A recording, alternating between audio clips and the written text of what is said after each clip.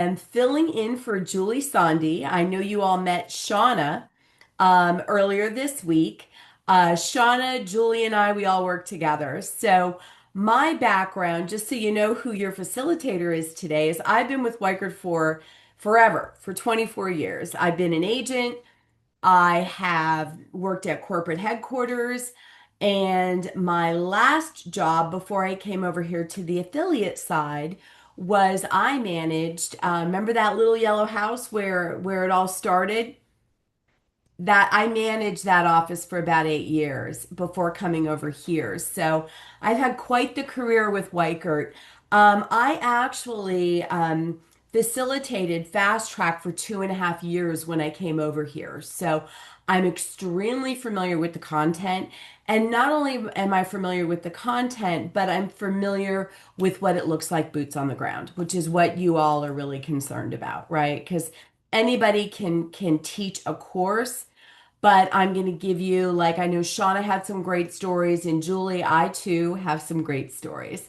So hopefully we're gonna drive home some solid points to make what we're gonna go over today meaningful. And I've got the privilege today of talking to you about something called farming and my favorite for sale by owners.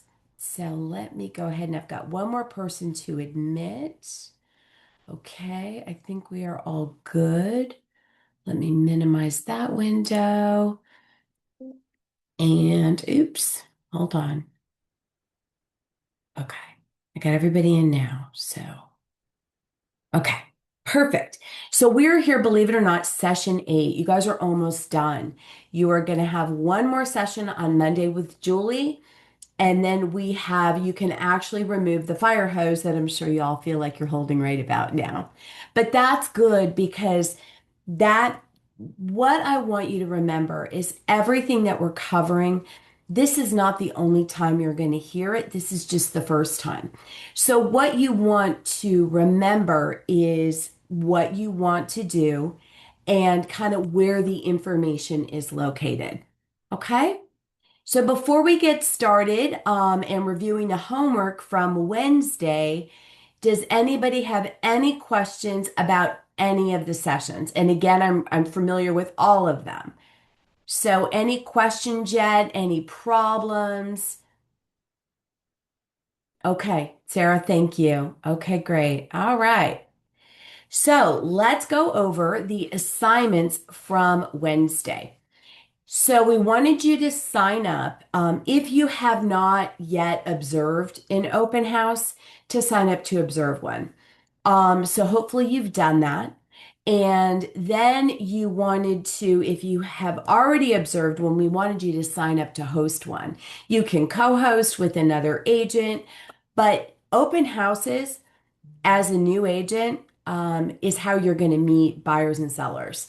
And I know we went over all the stats. I just, to me, it's so interesting that about 75% of the people that come through an open house are going to buy in 6 months, which is called your pipeline. And of that 75%, like 72% have a house to sell.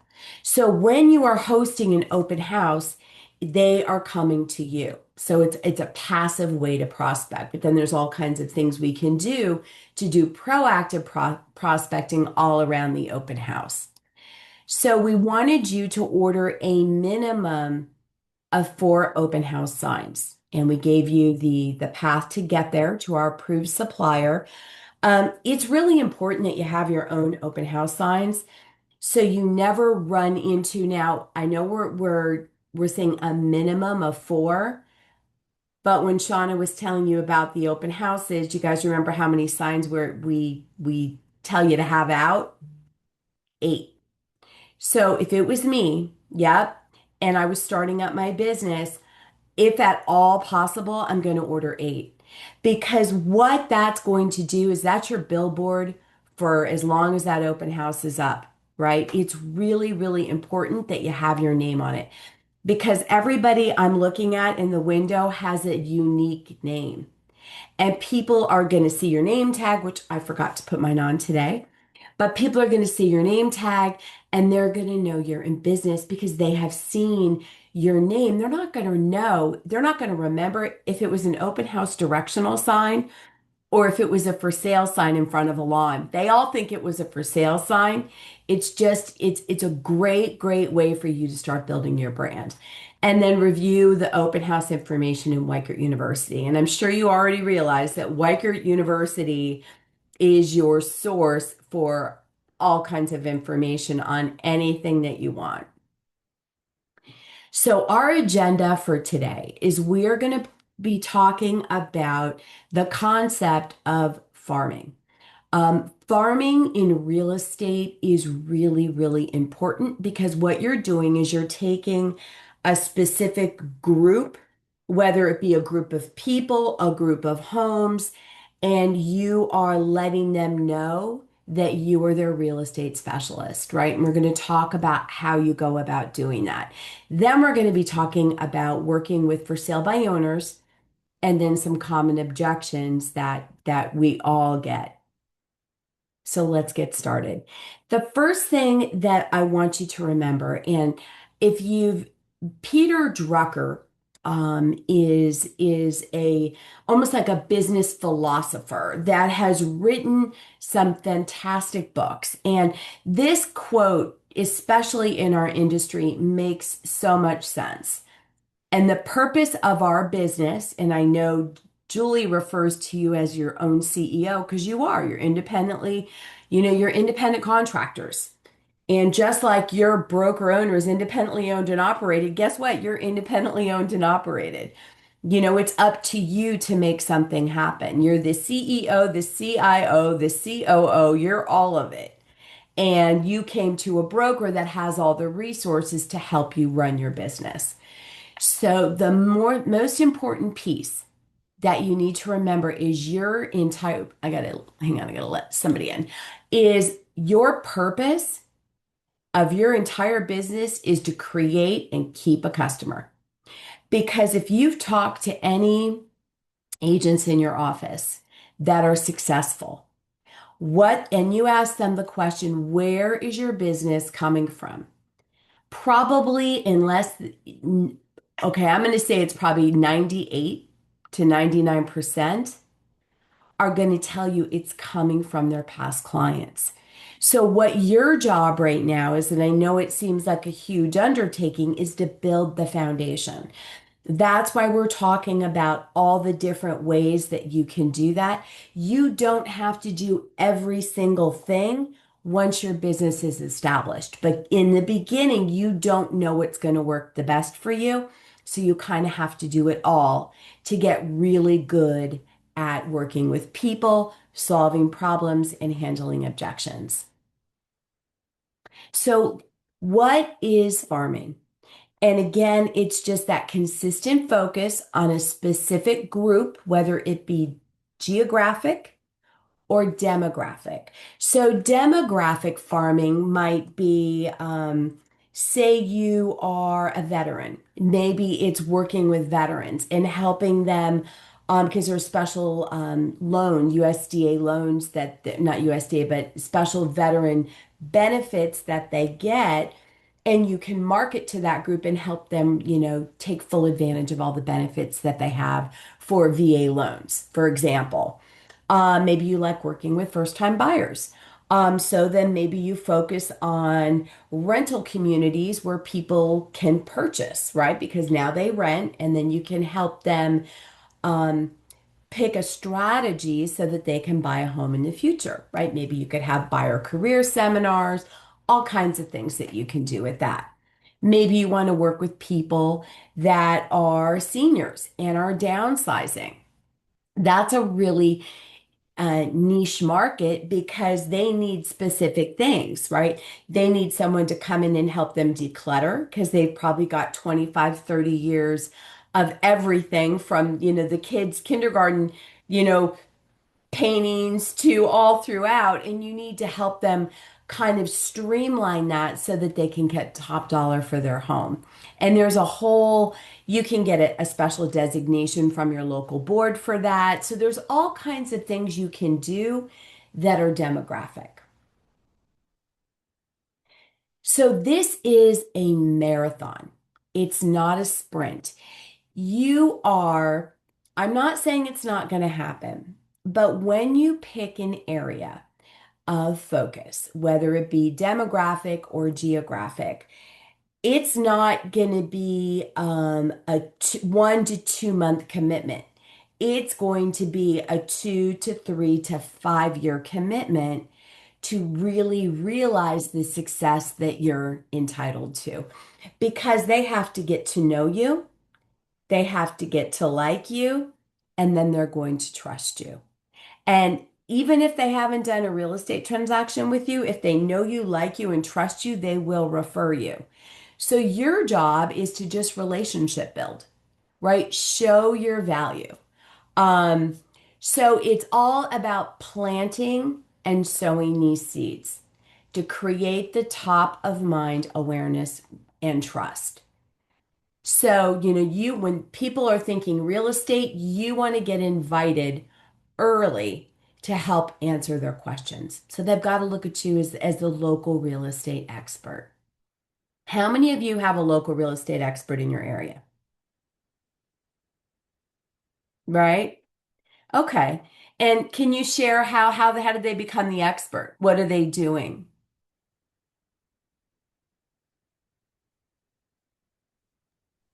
Me?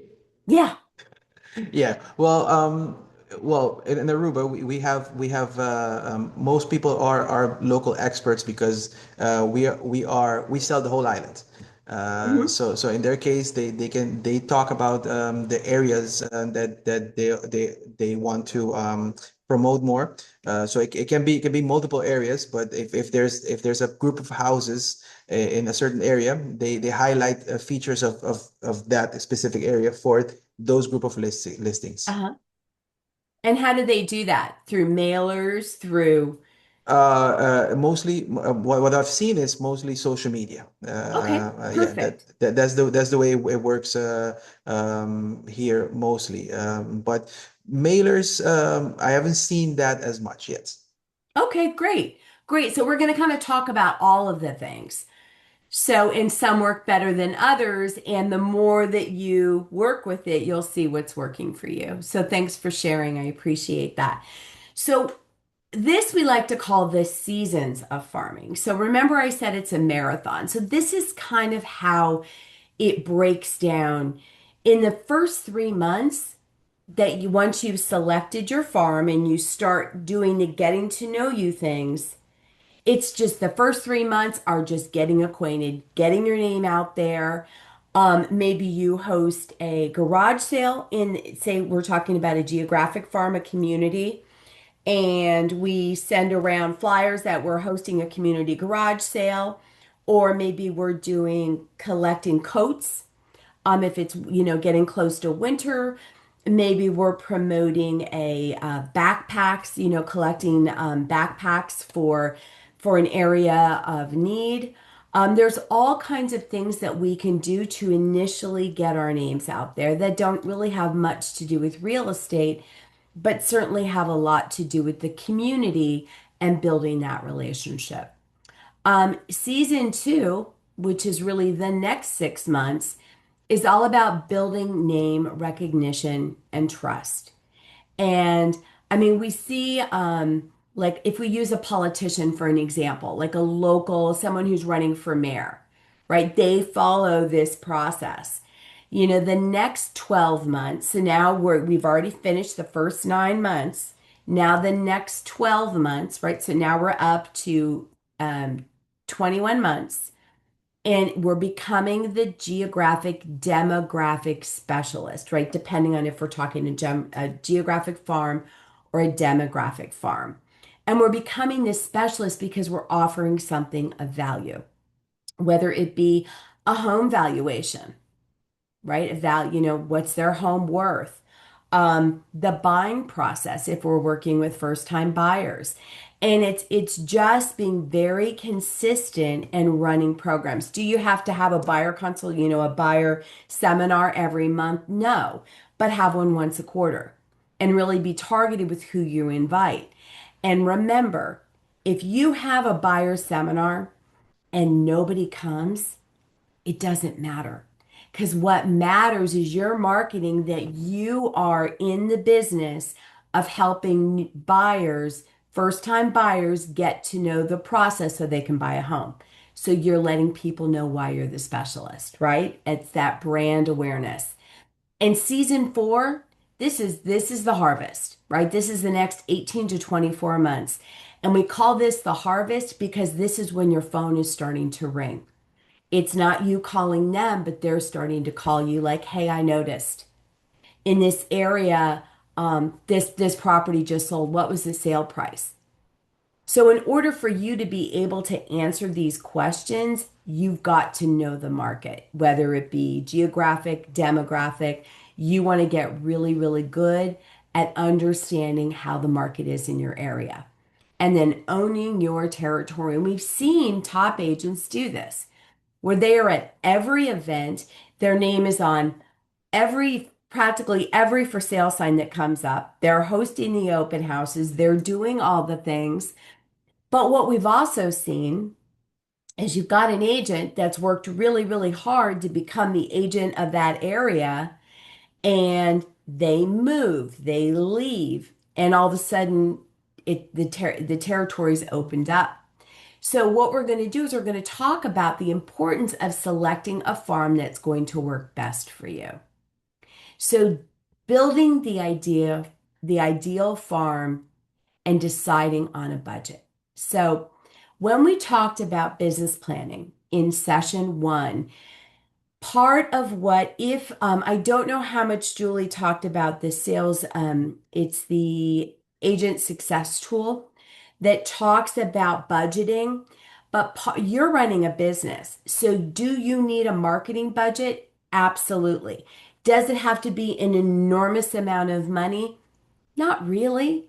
It just needs to be enough money to market the way you need to market for brand awareness. And there's lots of different ways you can do that, through mailers, through hosting events. So you basically, your budget, and this is a big budget, is 80 per month per house. Okay, that's a big, big budget. Your totaling marketing budget should be one sale per year. So if you net, let's call it $6,000 if you sell a home with an average sale price in your area, that's pretty conservative. That would be my budget, right? So if I take, where's my, hold on. So if I take $6,000, that's my budget for marketing for the year. I divide that by 12. That's 500 divide by, it shouldn't be 80 per month per house. That's high. It's 80 cents per house. Then we need to put the point sheet. That's 625 homes. Now, do you want to market to 625 homes? No. We're going to talk about the correct amount in just a minute, but you get the idea. Your budget should be around $5,000 for all your marketing. That's covering your signs. That's kind of covering everything. So selecting a territory. So here's the things that we look at. We look at location, because the one thing we know is location is key. Do you want to farm an area that is next to an area that they're doing a Superfund cleanup? Absolutely not, right? Because that's going to be a tough market. What is the turnover? And we're going to look at that. I'm going to show you how to factor that. We've got a whole spreadsheet that we're going to introduce in a minute. What's the price range? This is important because what price range do you like to work with? What homes do you want to work with? And what's the competition like? If you have got an established realtor in the area that is sign after sign after sign that is theirs, that's going to be a tough area to break into unless something changes. So you want to find the available market. Make sense? And then we're going to talk about how big that farm should be. And then we're going to look at a calculator. So here's what the farming calculator looks like. So what do we look at? So we have the name of the area on the left-hand side, and everything in the yellow, you fill this out, and then everything else calculates. So, and this is, you'll have access to this spreadsheet. So the number of houses is 300. The number sold in the last 12 months is 20. So my turnover rate is 6.7%. My rate of home sales, if one house sale every blank days, it's 18.3. So that's good. A number of active listings, 2. So my absorption rate is 1.22. So absorption rate, I don't know if we've talked, I don't think you've gone over, you went over pricing. Did you talk about absorption rate at all? Do you know, Frenzel, Cindy? Okay. So what the absorption rate is it's a way to look at a market and determine how property prices are trending. Based on that absorption number, it's going to tell me if my pricing is based on supply and demand, if my pricing is going up or my pricing is coming down. Is it a buyer's market? Is it a seller's market? So the rule is when you see an absorption rate of 1.22, that's 1.22 months. And it's simple. You just take the number of active listings divided by the number of sales in the last 30 days, which tells me how long it's going to take to sell those 2 listings that are on the market.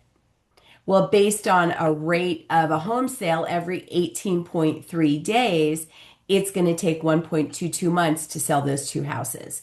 Now, you know, and I know is they could sell in a week. But what that 1.22 number tells me is it gives me an idea of how much prices are appreciating based on a percentage. So we have a whole chart that shows us at a 1 point or 2.2 month absorption, my pricing is going up this much per month. Kind of helps me price to the future and tell me how my market is going. So it's an important concept. It's something that you want to spend a little time on so that you understand it, because if you understand it, you can explain it. If you don't understand it, it's a hard concept to explain. So spend some time on that. Talk to your manager to have your manager explain it to you and see what they say, because it is a very important concept because it helps you understand how to explain how the market conditions are to a buyer or seller. Make sense? Okay. So then we've got our opportunity rate is the number of potential home sales, right? And then we've got the average sale price. So now my average commission earned per sale, it's calculating all this for me.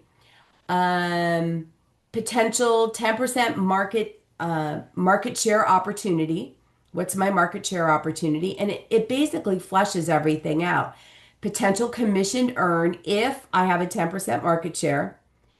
My marketing cost per year. How much am I spending a year? My marketing cost per month, and my net profit, my net potential profit. So it's called our return on investment. If you've ever, run a business, that's another way to look at it. So it's telling me in this market, if I spend this much money, I should get this much money. It's a numbers game.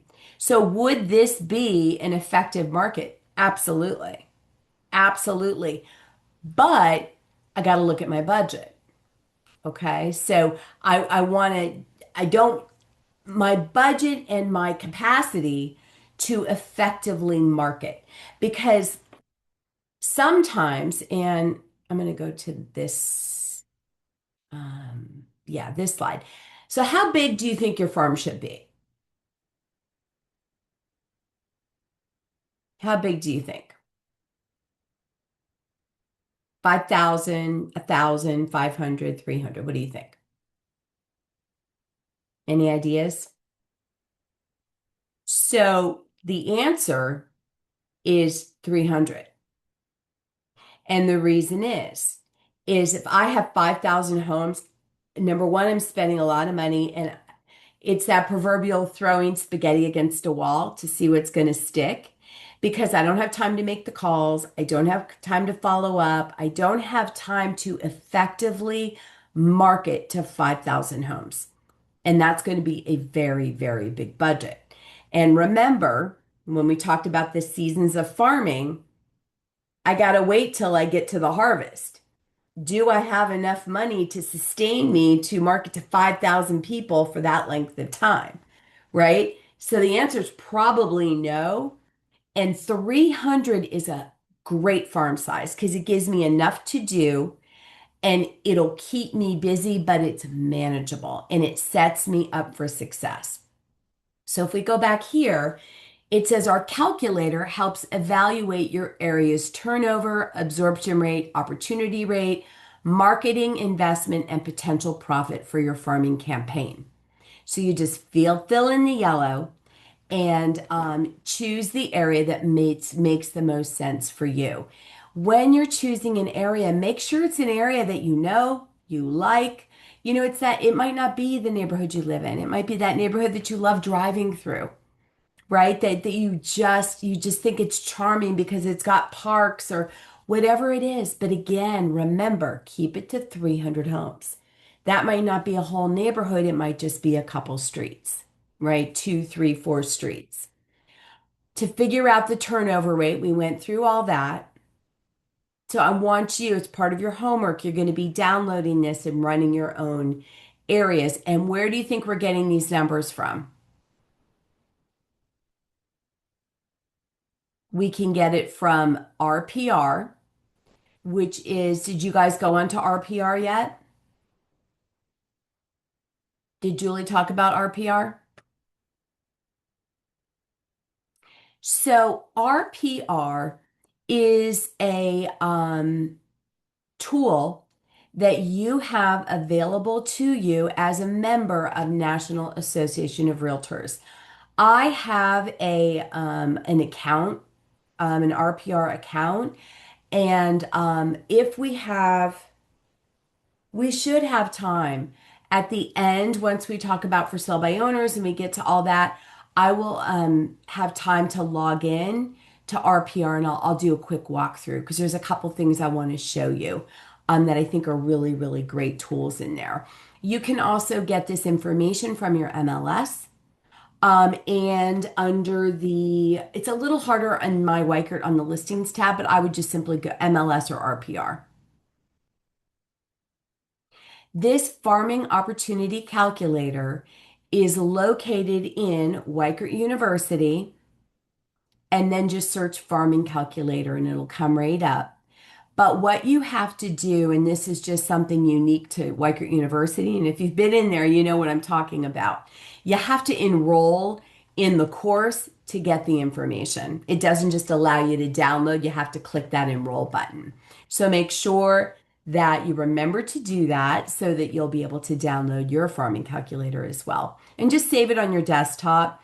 One of the tools that you absolutely have to have is it's great if you have a phone and like an iPad, but you got to have a laptop because it's much easier to create in my Weichert, in my marketing, my marketing studio on a laptop versus an iPad. It's just a little bit harder on an iPad. So if you don't have a laptop, think about investing in one just to use when you're doing bigger projects. So we talked about how big our farm should be. So now let's talk about a demographic farm. And again, we kind of already talked about this. Do you want to work with renters, people that are going to be first-time buyers? Do you want to work with investors? Like you get a couple investors, and guess what? You're almost market proofing your business because when the market gets slow, investors dig in because investors typically have cash. right? Or they're able to get hard money loans, whatever, however you want to call it. Because they're going to take the opportunity of a market that there is properties are sitting for longer periods of time. They're going to take advantage of that market and start building up the amount of inventory that they have. People that are downsizing, and we talked about that. I love working with downsizers because it's you can have a whole team. I have a gal that worked in my office that I had hired in Chatham, and she worked with people that were downsizing. She worked with the clean out company. She worked with a uh, assisted living service. So if they were moving into independent living or assisted living, she could help them either way. And what's your competition look like, right? We definitely want to look at that, and we do that with the calculator. What is our opportunity? Is there anybody specifically working with this group? If we're talking about downsizers, guess what? Is there a senior center? Because if there is, go talk to the senior center. Because a lot of times these people are in those homes and it's starting to require a lot of maintenance. And they're all their friends are moving to like these great independent living communities and having a blast, and they're trying to maintain this house. So it's a great opportunity for you to help someone make that move, right? Helps you, helps them, and doesn't match your skill set. So think about, what are your superpowers? Who are you? Are you good at problem solving? Are you good at keeping people calm under pressure? Like, what are your superpowers? And if you think about, if you don't know, ask your friends, ask your family, and they will tell you what your superpowers are. And what's so funny is you might not have not even thought about that as a superpower. But in this business, you want to lean into those superpowers because you want to use what you've already got to help you elevate your business. So get organized. The next step is harvesting the contact info on all the owners in the neighborhoods. And how can you do that? Well, there's lots of different options. Cole Realty Resource is a paid option that you can look at. There is, I'm not sure what PopStream is, but I would look at that. And then White Pages is super easy. White Pages Premium is very inexpensive, and you can get a ton of information from that. You want to pay close attention to the do not call list. So, whatever resource you're using, make sure that you're scrubbing it against a do not call list. Obviously, you can email if you've got an email address, or you could drop something off at their house as long as it's not a community that has no solicitation. But again, if I'm picking an area that I'm going to farm, if I'm looking at a demographic farm, don't pick an area that you can't solicit because you're just typically, you're setting yourself up to fail. Because if you've got a community that they have voted as an association, no solicitation, you probably have a handful of people that have nothing better to do than to police that. And if you get caught handing out flyers, door knocking, that type of thing, and you're in their neighborhood, they are going to make your life miserable. And why? Pick a community, we want to work with people that want to work with us. And you know what the beauty of this business is you get to pick where you work, you get to pick who you work with, and you get to pick how hard you work. So that's what I love about this business. So you may be able to obtain an owner list from an HOA sometimes, or a mortgage company or a title company. If you guys have title partners in your office, ask them, hey, do you know how I can get my hands on a list? You've got these Facebook groups that you can join. You may already be members of them as a member of the community, but now you can look at it from a different lens, right? You're looking at it as a real estate professional.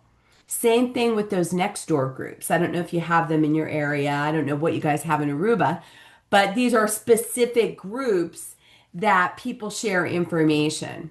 And If you talk to the person who's in charge of the group, like the editor or whatever they're called, that person can tell you if they're what day of the week or what day of the month they allow vendors to like advertise. So you'll want to find, don't just start posting anything about your business until you've spoken to whoever is the person responsible for that group because they will block you. Right? Sometimes they'll block you, they won't even give you a reason. So you want to be very respectful because those groups are, that is a very, very good lead source for you.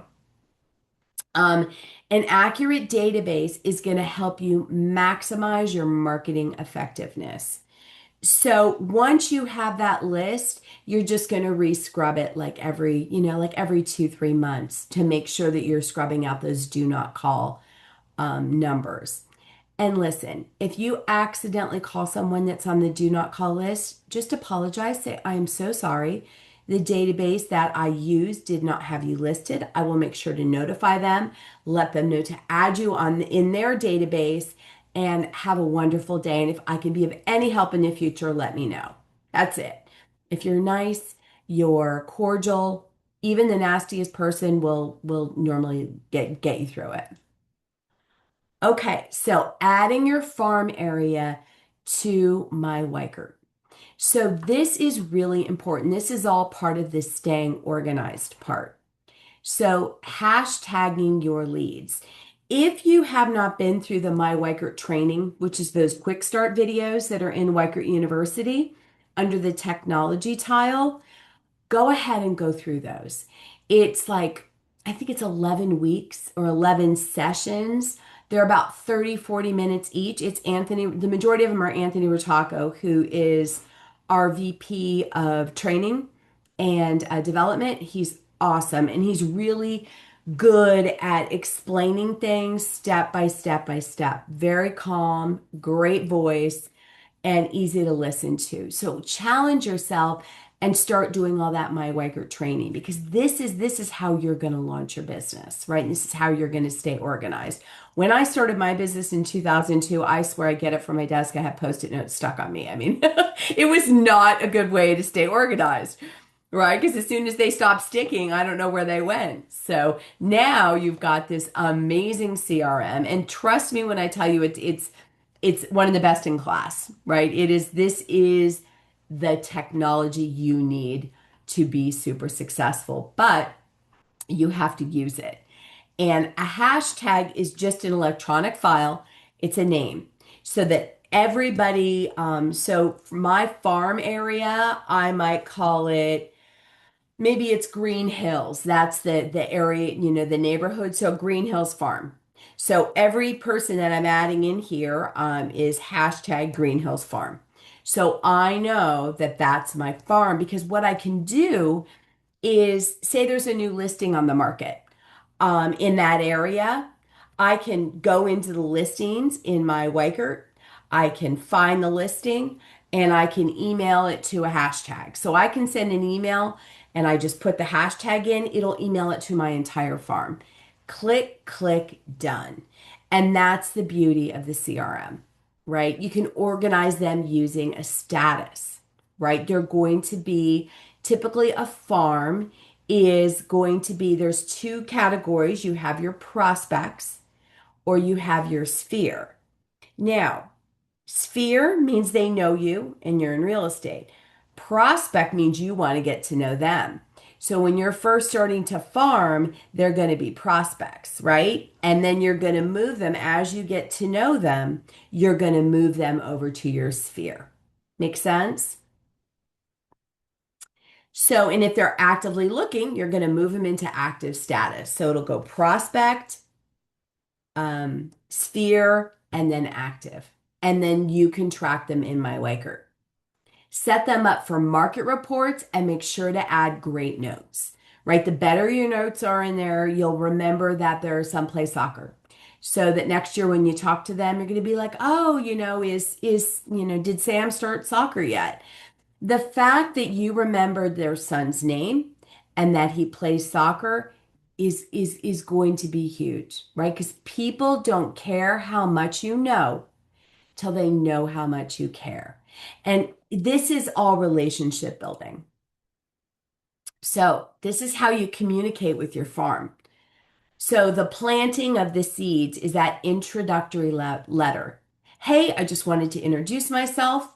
I am, an agent at the Weichert Realtors ABC Realty Company, and I'm super excited about becoming about announcing I am, your local real estate expert for this area. Whatever you want to say, we've got all kinds of samples, and then mail those out.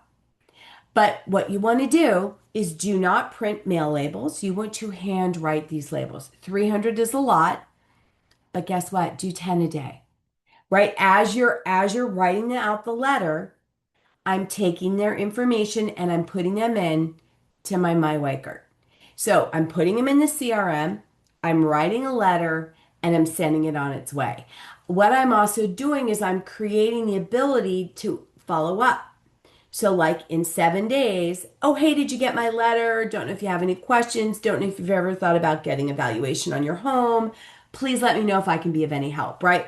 So now what I'm doing, because I can make 10 calls once a week, right, to my farm. See, what I'm doing is I'm setting myself up for success.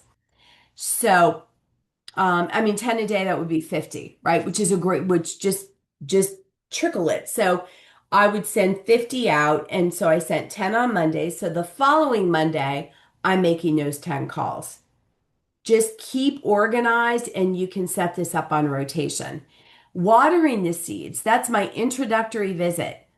Am I going to go knock on every single door? Well, I am if I am inviting them to an open house, right? I am if I'm inviting them to an event. I am if I am inviting them to come to something like even a festival. I'm inviting them, hey, we're going to have a table at the festival. There's all kinds of things you can do for that introductory visit. You just want them to see your face, see your name, and give them something of value. Could be a flyer, could be anything, could be a market report. So the fertilizer is the follow-up notes, subsequent mailers, visits, and phone calls. Okay, it's all those different pieces. Now, follow-up notes. Follow-up note is when you make those follow-up calls, if they talk to you, thank you so much for taking my call today. I look forward to meeting in person. I hope you're at the festival. Be sure to stop by our booth and pop in a couple of your business cards and send it on its way. Again, it's yellow, it's handwritten, and it's mailed to them directly. Subsequent mailers, this is when you do, we've all gotten them, right? These are they could be the old recipe cards. This could be, I like the ones that are fun. The ones that have a cute picture on the front that people are going to want to keep and a call to action, right? For evaluation, for a market report, for, search alerts, whatever your call to action is, a call to action, a QR code, and a cute picture. And all of our approved suppliers can help you with that. And then we talked about the phone calls. Again, if they're on the do not call list, don't call them.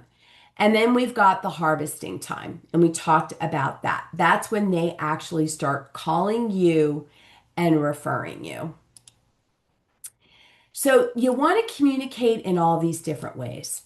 So there's direct mail, there's phone calls, there's handwritten letters. We've talked about hosting an event, sponsoring local events, right? Because I like to sponsor a local event. It's easier than hosting an event because I just need to let people know I'm going to be there. Oh, I'm going to be over here by spot H5. Be sure to stop by.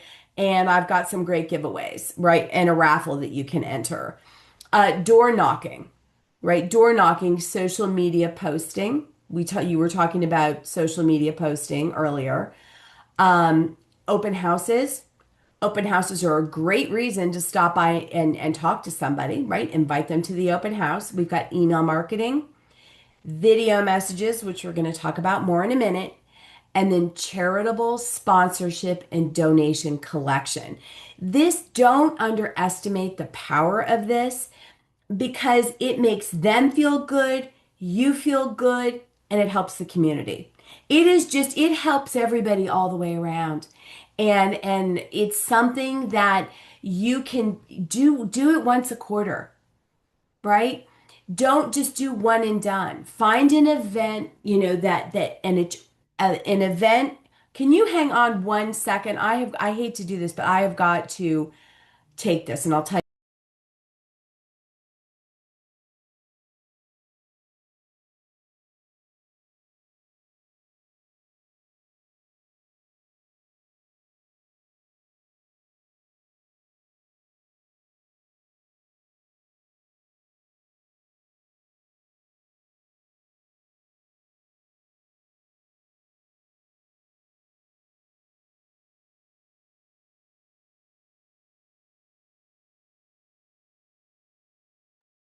I'm so sorry. It was my husband is actually having surgery, and the surgery was supposed to be 3 hours, and it's been 5.5. So I was on the edge of my seat. So the hospital called me twice. So I just needed to pick it up, make sure he's okay, and now I'm good. Yes, he's fine.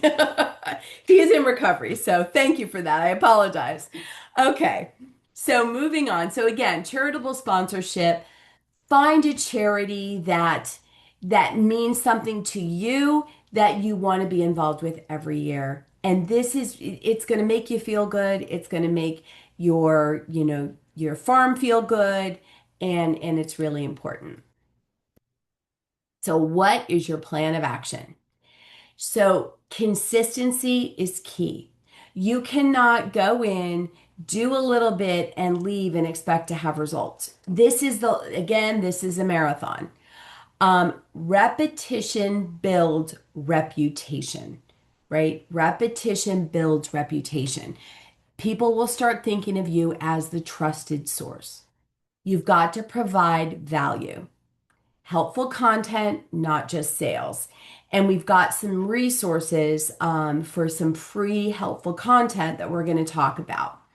And again, it's all about visibility, brand awareness. So send one direct mail piece to each contact a minimum of once per month. Okay, so that's where that 80 cents per house per month comes in because that's about the cost of a mail piece. So if you don't want to do it once a month, do it once a quarter and then do all the other things. Have an event, drop off flyers. I mean, you can you've got to spend time. You've got to spend a little bit of time, a little bit of money, okay? And how much you spend of each, it'll balance the other. So, sales activity pieces, just listed, just sold cards, those you can do automatic on every sale you have. Your open house announcements, those can be through email, those can be flyers that you're dropping off, and trend explanation pieces for the neighborhood, right? What's happening with the market. So, where to find these pieces? So, my marketing studio, all the social media, we've got mail pieces in there. Everything is fairly customizable. What you can't customize is the shape of the logo, the color of the logo, all the stuff you don't want to mess with. It won't allow you to, but it will let you customize a lot of the content. So go into my marketing studio, start taking a look at that. We've got a lot more resources in Weichert University, and we have more, even more under approved suppliers. So start clicking around in there and find out which pieces you like the best. And you can set them up in advance, which is super nice. So here's a sample of some postcards. So I have buyers looking to buy, right, in whatever the town name is. I have pre-approved buyers looking to buy. I have buyers looking to buy.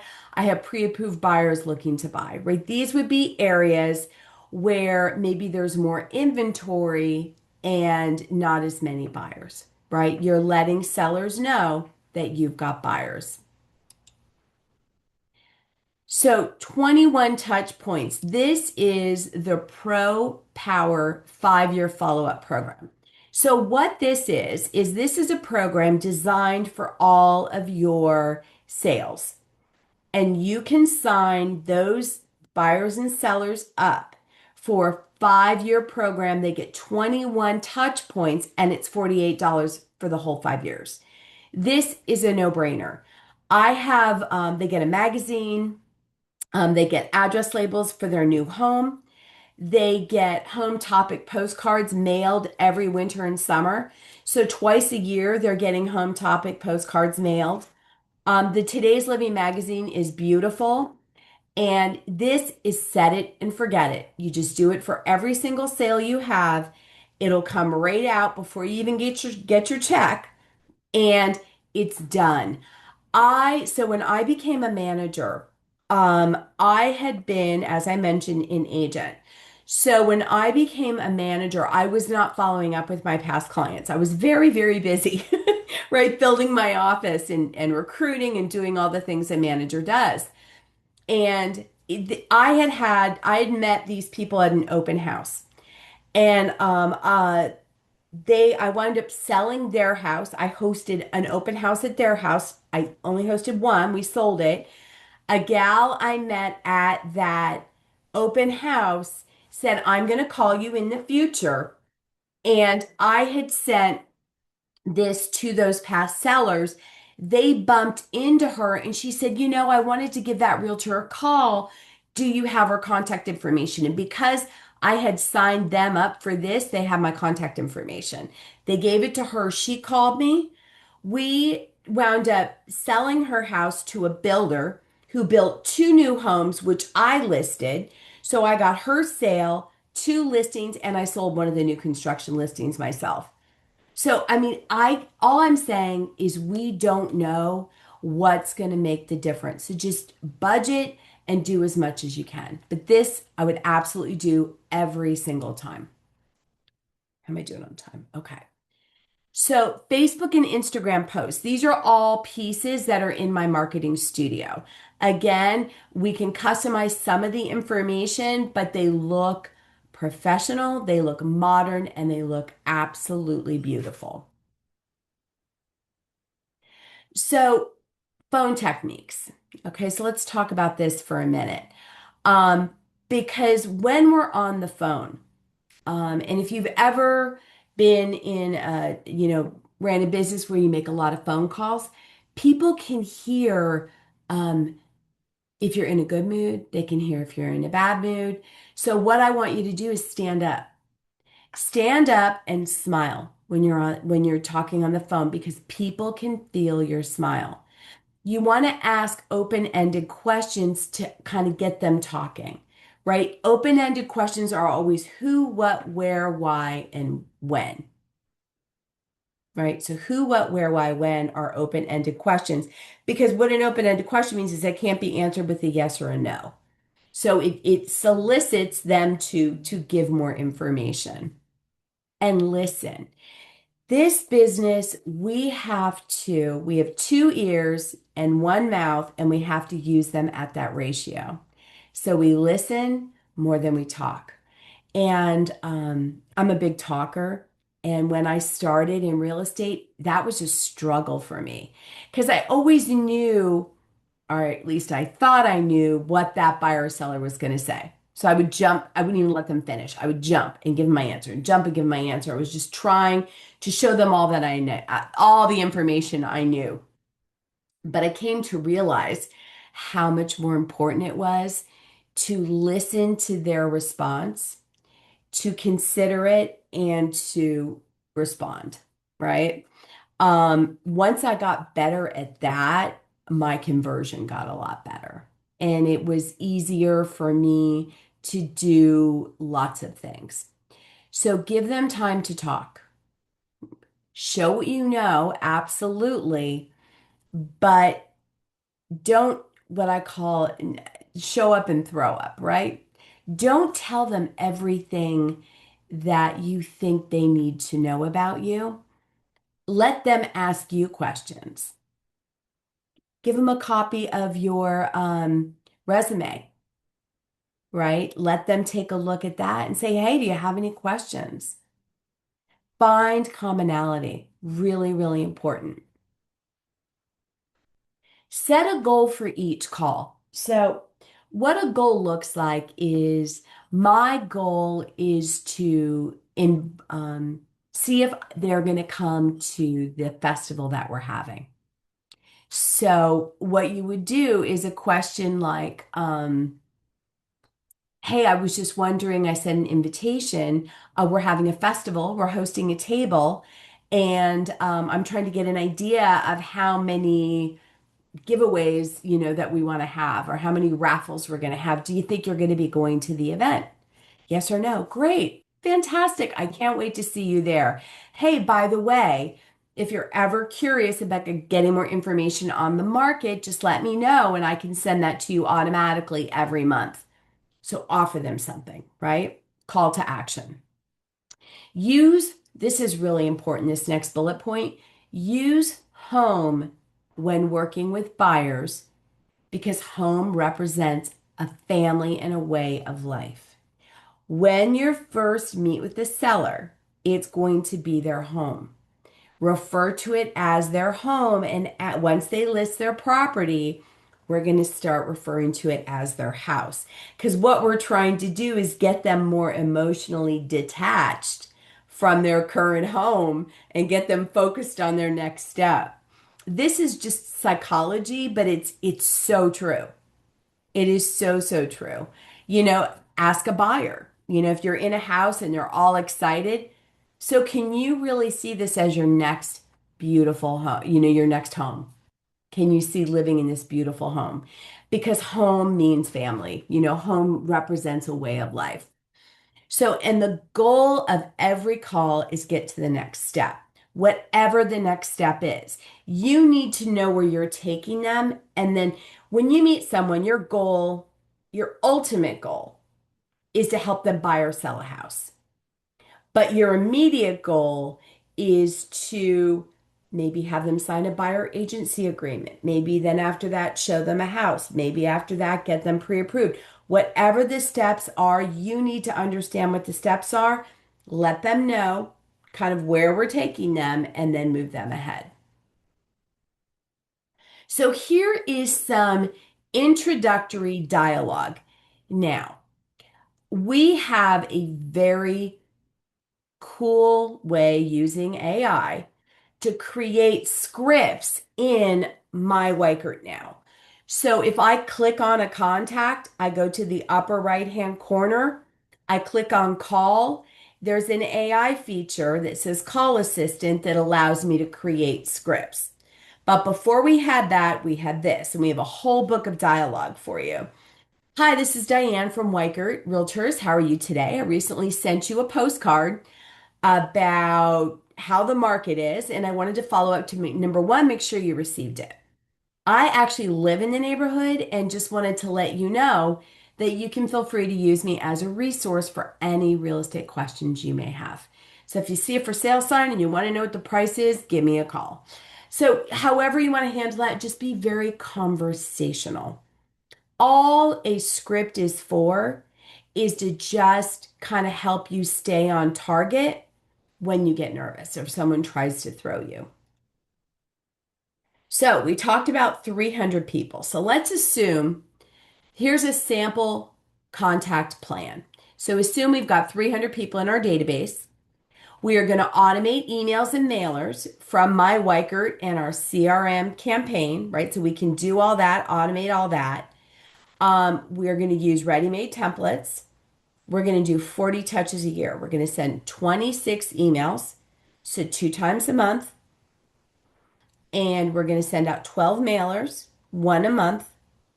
And again, if we want to mail this or you want to drop this off, just they need to get something in their hand from you once a month. And we're going to make 2 calls or texts a month. So this can be something like, hey, just wanted to make sure that you knew that the spring fling was Saturday from 10 to 2. Hope to see you there. Hope you can attend my open house at 123 Main Street on Sunday from 12 to 4. Right? That's what this is. Hey, just checking in, wanted to let you know the house down the street sold. If you want the sale price or find out what we can do to help you market yours, give me a buzz. right? We can also tie in videos and social media.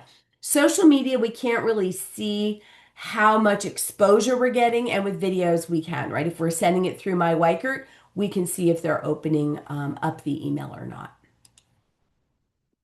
So let's switch gears and talk about the importance of video, right? Video right now is key. 73% of sellers are more likely to list if the agent is using video. 73%, 86% of buyers use video to search. 66% of consumers find short videos the most engaging, right? And that's even probably more so because I think these numbers were done before, TikTok really got going, right? Because now people, I mean, 15 seconds is about the top of their capacity to pay attention. 92% of video marketers say the return on investment is high with video. 89% of marketers use YouTube, and 70% of marketers use Facebook. 7 hours is the average per week internet users spend watching videos. And 82% of all internet traffic came from video streaming and downloads. So, with all that, is video important? Absolutely. Absolutely. So, your video, here's the 4 B's: be authentic, be short, be following top agents, watch their videos and heart and comment and smile and all the things, share, be consistent. So, maybe you just do a video once a week and post it on your social media. Whatever you do, again, consistency is key. Hope is not a strategy. Don't just hope that you're going to have a fantastic real estate business. Create a strategy. And we've given you a lot of tools to go ahead and do that. Farming being critical because we want to stand out from the crowd. And guys, we are yellow for a reason. So, any questions about farming or any of that? I can't believe I talked a whole hour on farming. So, let's switch gears. So, let me just make sure there's nothing in the chat. Nope. So, let's talk about for sale by owners. So, a for sale by owner is somebody who's trying to sell their house on their own without using the services of a real estate agent. And depending on the market, really tells us how, if the market's really hot, we get a lot more for sale by owners. If the market's really slow, we get less for sale by owners. It's kind of how it works. So every single for sale by owner goes through this mental process. No, I don't need your help, right? They're talking to us. No, I don't need your help at all. I got this. I can sell my house on my own for whatever, whether they want to save the brokerage fee, they don't trust agents, they're not that motivated, they're just test marketing it, which is crazy. No one's going to test market their house, try to keep it clean and all the things. They need to sell it, right? Or they're thinking about selling it. They had a bad experience with an agent. They've got a big ego. Maybe it's probably a combination of all the things, and there might be some other reasons. Some others, and this is an interesting one, is I had this happen to me. They wanted to sell the house on their own because they wanted to pick and choose who they sold it to. So, as we know, that is a huge violation of fair housing. And when I realized I could not get that for sale by owner past that point, I walked away. Never underestimate the power of walking away, right? Because you don't want to be any part of something that's going to risk your license. So there are, we want to find out the reason that they want to list it on their own. So we're still at the no part, right? No, I don't need your help. No, I don't need anything. I've got this. Then the middle one is Oz, right? They feel like they're in the land of Oz. It's not what they thought it was going to be like. Their house isn't selling as quickly. It's a pain in the butt to try to be there all the time. They're sick of trying to clean it and deal with the animals and on and on and on. It is just not what they thought it was going to be. And then they find a realtor and they say, I need you to put this on the market. So we have to meet them when they're at no. We have to talk them off the ledge when they're in Oz, and we've got to be ready when they're ready to put it on. So how does that look? So finding for sale by owners. The best way that I know how to find a for sale by owner is driving the neighborhoods, right? Because the signs always look good in the beginning and then they start getting washed out. A lot of times you can't read the numbers because they use like a regular Sharpie and you can't read the phone number unless you're right standing right in front of the sign. They're on a cul-de-sac. There's no directional signs to get there. Like I don't know who they think is going to find their house. Maybe they pay a flat fee. Now I got to be careful because if they pay a flat fee to put it on the MLS, that could be considered um, a listing.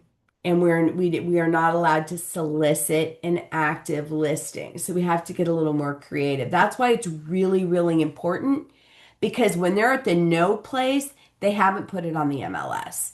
We don't have to worry about not being allowed to speak to them because it's an actively listed property, right? Because here it's still just a for sale by owner. So here's some websites. You've got Zillow. Zillow also has Make Me Move, which is interesting. You've got for sale by owner.com. I mean, here's just a few of the websites. But I used to just drive through the neighborhoods because I would always get it early, right? I would take a different way, to the store every single time. So for sale by owners accounted for 5% of home sales in 2025, which is down 10% from 2024. And that's because the market was more challenging in 2025 than in 2024. The typical for sale by owner home sold for $360,000 compared to the average sale price of a listed home of 425. So that's interesting. And what do you think? Why do you think that is? More market exposure. More for sale by owners see self-selling as an easy task when they first put it on the market. Most for sale by owners eventually list with the real estate company because now they're running out of time, right? Wherever their next step is, they need to get there. And it takes an average of 5 to 7 contacts to list a for sale by owner. So here is just the methods, and I'm not going to go into all of them that a for sale by owner used to market their home. And as you can see, the number one way is a yard sign. And then it scales all the way down to putting it on the MLS. Well, here's realtor.com at 14%. So you really want to get it when they first put up that yard sign. So here is the most difficult task for a for sale by owner, getting the price right. So you could say to a potential for sale by owners, hey, did you have a price trend analysis done before you figured out what the list price should be? If they go, what's that? You can talk about our proprietary price trend analysis and how we look at sold homes, pending homes, and what's currently on the market and the market conditions to price to the future so that we may ensure that our sellers don't leave any money on the table. What a great way to get your foot in the door. Preparing or fixing up the home for sale. Like, hey, would you like me to drop off the list, which by the way, this is in your pre-listing packet, of the most important things you can do to make your home sale ready. Drop off that list. Selling within the length of time plan, 10%. Do you know how long it's going to take to sell your home? I'd be more than happy to run a price trend analysis so we can look at the market conditions, or you can even just give them a market report. So every single difficult task, we've got an answer for. So have a valuable reason to stop by. So you want to view the house for buyers that you actually have. You want to offer open house tips and signs. Are they buying? Are they relocating? Could maybe you get a referral to the town they're moving to? Drop off, we have a brochure called a for sale by owner brochure, which is a great thing to drop off. But I would not just drop it off. I would drop it off and then highlight a couple things. Okay? Because you don't want to just give them something. I would have it opened up and I would say, here's just a couple key areas that you want to really focus on. And there's four of the major sources today's buyers rely on to find a home, and here they are. Because I think that's valuable to someone trying to sell their home. Treat them like a colleague, right? Because when they're listing your home, they're acting like a realtor, you're acting like a realtor because you are. And you can, call them when you're done with your open house. Hey, how did your open house go? I had 10 people through. How many people did you have through? Treat them like a colleague, right? And get to know them. So this is what a pitch sheet looks like. This is in Lead Engine. So this is under the Lead Engine tab in My Weichert. And what this is how many total active buyers are there in your office. So what this is doing is your entire office, all the buyers they've added into their CRM, that's the number that's going to show. How many active buyers in that price range, that number is going to show. So run this report and see how it looks for your office. This might be something really valuable for you to show a potential seller. So here's questions that we want to ask a for sale by owner. Why are you selling? Why are you moving? How soon do you need to get there? How did you determine the price? And how long have you had the home on for sale? So you don't want to barrage them with all these questions. You just kind of want to sprinkle them in. Right? Oh, so why are you moving? Beautiful house, great neighborhood. Why are you moving? And then they're going to probably tell you what their next step is. Right? And then maybe there's some way you can help them with that. Here's some more questions. Are you having open houses? How's your activity been? What are you doing to promote the listing? Are you familiar with your competition? One thing you can do for a for sale by owner that's very, very helpful is you could say, hey, have you seen the other properties that are listed in the same price range? And they're going to say, well, no, I haven't. Well, would you, if you, I don't mind, but set an appointment for us and we can go see the top three that are in this price range. So you know what your competition looks like. Would that be helpful for them? Absolutely. And what are you doing is you're getting to know them even better, right? You're building trust, you're building rapport. Are you pre-qualifying buyers? Because if you're not, I have a great mortgage partner. Here's their card. They can help you get your buyers pre-qualified. And is there always someone home to show the house? Great question. So here's some introductory dialogue. Hi, this is Diane from Weichert Realtors, ABC Company. How are you today?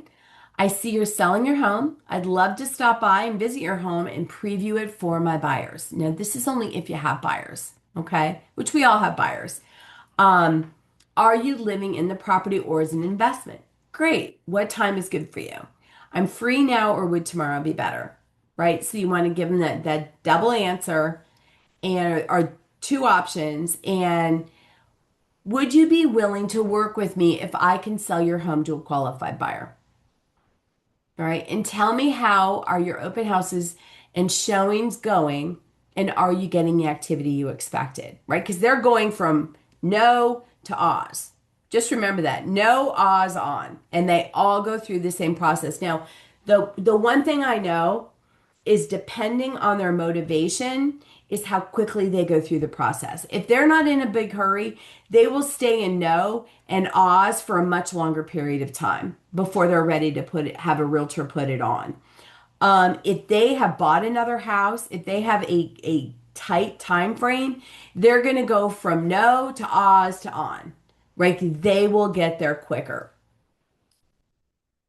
Good afternoon. My name is Diane. I'm with Weichert Realtors, ABC Company. I'm on my way to an appointment right now, but I wanted to stop by and drop off a brochure that I think is going to help you get your home sold. I'll give you a follow-up call next week. So drop off the brochure, meet and greet, maybe point a couple things out in the brochure and then leave. Like go on to your next appointment. So, an objection, a customer's hesitation that impedes progress. That is all an objection is. So, when somebody has an objection, I want you to look at objections differently. Objections are simply somebody out loud talking about a roadblock and how, and our job is to help get them over that roadblock. It's normal, it's expected, and if someone's giving you an objection, they're trying to move forward. If they're saying nothing, you can't do anything about that. But if they're giving you an objection, you can try to address that. So, objections, flip how you think about them, they're actually a really good thing. So, this is how you resolve objections. You acknowledge the objection, you isolate the objection, you handle it, and you close. So let me give you an example. I'm talking to a for sale by owner and they say, I just don't want to pay a realtor a fee. Okay. So let me just get this clear. The only reason that you want to sell your house on your own is that you don't want to pay a real estate fee. Is that correct? Great. Let me ask you a question. If I could show you a way that we could sell your home for the price that you're listed at and still include the realtor fee on top of that, and you would net exactly what you want to net based on your current list price, would you be willing to have a conversation with me? Great. Let's get together. I'm available tomorrow, or I could come and see you on Saturday. What works better? So you see what I did was I isolated what his concern was. I handled the objection, and then another call to action was my closing for the agreement. So, I'm not interested in hiring a realtor, and you can see, I mean, that's okay. I can understand why you're trying to sell your house on your own. I just like to preview your house in the event that some of my buyers might be interested. So that's a really good one. I just like to preview your house in the event some of my buyers might be interested. I pride myself on being a real estate expert in this area, and if I've not seen your house, then I can't be the expert. So please give me 10 minutes to just walk through your house and answer, ask you a couple questions so that I'm fully prepared when I meet with my buyer, right? I'm not saying I have a buyer. I'm saying in the event that I have buyers that might be interested. So I really like that because I'm telling the truth. So I don't want to pay a commission. We kind of already talked about that one. Do you really have a buyer for my home? I may. I don't know till I see your home first. I preview all of the listings that I show my buyers first. And if you are not doing that, I need you to do that. The market is not moving at such a pace right now that you cannot, as the standard, preview a house before you show it to a buyer because that makes you a professional. Anybody can look at the pictures online, but for you to open up the house for a buyer and be like, hey, by the way, when you walk in the living room, there's a dog in a crate and he's going to bark his head off. So just expect that. I literally did not preview a house for a buyer and I had that happen to me and I screamed at the top of my lungs because I had this little dog barking his head off. So be the professional, right? Preview the homes before you show your buyer. Create a landing page too that you can post on social media. And you'll learn about landing pages when you do those quick start videos in Weichert University under the technology tab. So we've got all kinds of resources if you go under seller lead generation, there's all kinds of ideas on for sale by owners and some ideas of what you might want to drop off. We've got the learning channel, which is on YouTube. So the Weichert Learning Channel, you want to be sure to subscribe to that. We've got all kinds of great videos on that. And price is only an objection in the absence of value. Focus on the benefits rather than the features. Ask what would make this better for you and stack your value.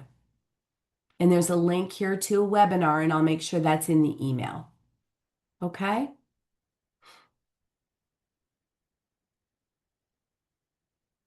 So record yourself.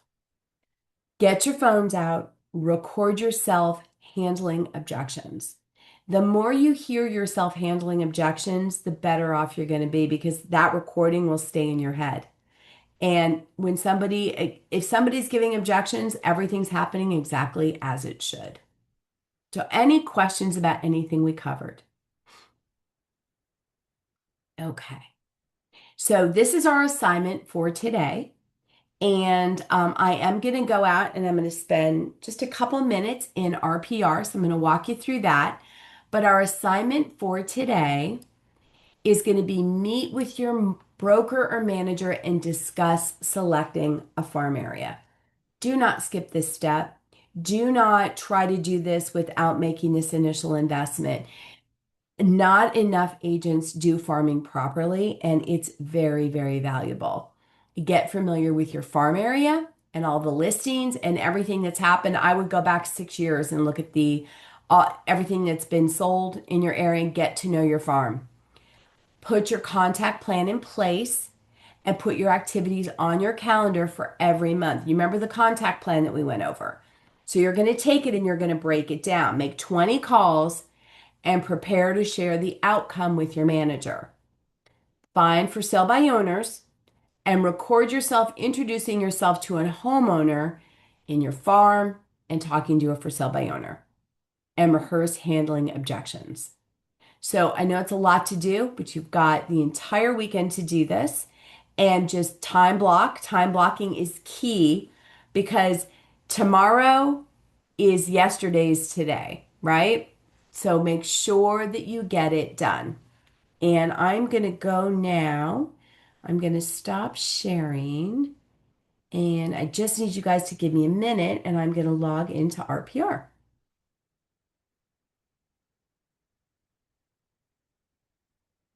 I'm going to try.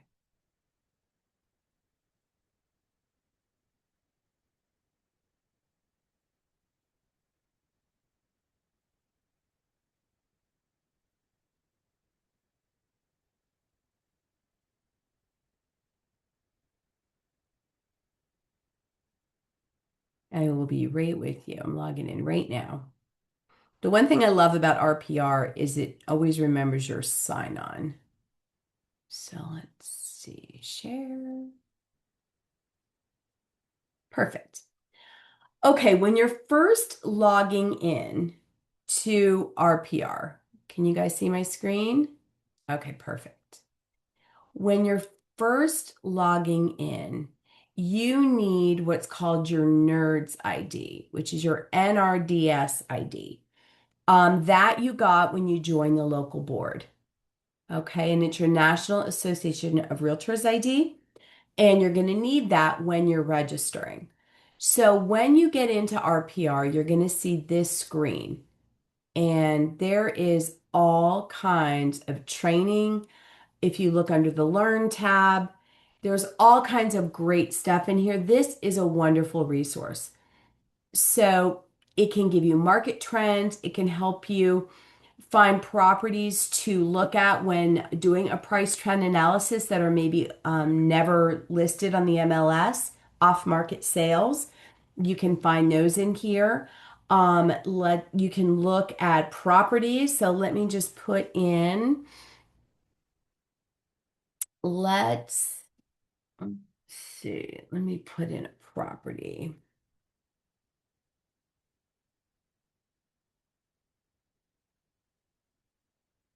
Now, this is connected to your MLS, but you can still get a lot of information off out of state areas. I don't know how it's going to look for Aruba. I don't know if RPR covers Aruba. It doesn't. Yeah. Not yet. We will work on that. But the nice thing is you can actually, if somebody's out of your area, you can still get some information. So I'm just kind of making up an address here. So let's see, 2142. There we go. So if you put in a particular house, it's going to tell you how much it sold for. So look at this. This house sold for 555,000. You can see it. This is a little cape, right? It sold for 555,000 in 2016. It is now worth over $1 million. This little teeny tiny house sitting on a quarter of an acre, right? It's like a half an acre. And but what it does is it gives you what's called an RVM. So if you want to know what that is, you hover over the I and it tells you how that's calculated. This is a really good, I like this tool to kind of get an idea of what a current market value for a property might be, because again, this is a realtor tool. You can make changes to what it's looking at, maybe, the number of bedrooms and bathrooms and all that. It gives you the legal description. It tells you what the current schools are. Again, always call the school district to confirm, but it tells you who the owners are. So we have two owners, right? So it is owner occupied. It even tells me how much the mortgage was, right? So they just took another, it's just very interesting information. So they have a line of credit, they have two lines of credit, and they probably paid this one off, and they have a mortgage. So you can see what all they have on here. I mean, I could see, oh my God, they took out a $500,000 mortgage and now they have a 200,000 line of credit. So are they doing something with their equity? Absolutely, right? But you can really see what's going on with a particular property, which I really like. So if we go to refined value, one other cool feature I want to show you is sometimes you'll have a seller and they'll say, "Oh, well, we want to finish, we want to remodel our kitchen before we sell our house." Okay. So let's say we're going to do a major kitchen remodel, mid-range. Say you complete it in, say you completed it this month and it cost you, I don't know, what's a major kitchen remodel? 80, maybe 80, depends. We'll say 75. And then you add the improvement. Look at that. They spent $75,000 and they're only going to get 28.8 back. So it shows you that the amount of the money they spend, is it a good return on investment? This is a great tool.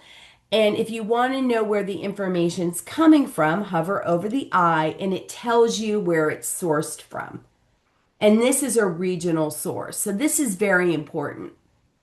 So you can adjust based on market conditions and it'll help you price the home as well. So just a tool I wanted to point out. I'm sorry it's not available in Aruba yet, but for those of you that are in the States, it's a good tool to consider looking at when you're looking at specific properties. So anyway, that's it. That's all I got. What time is it?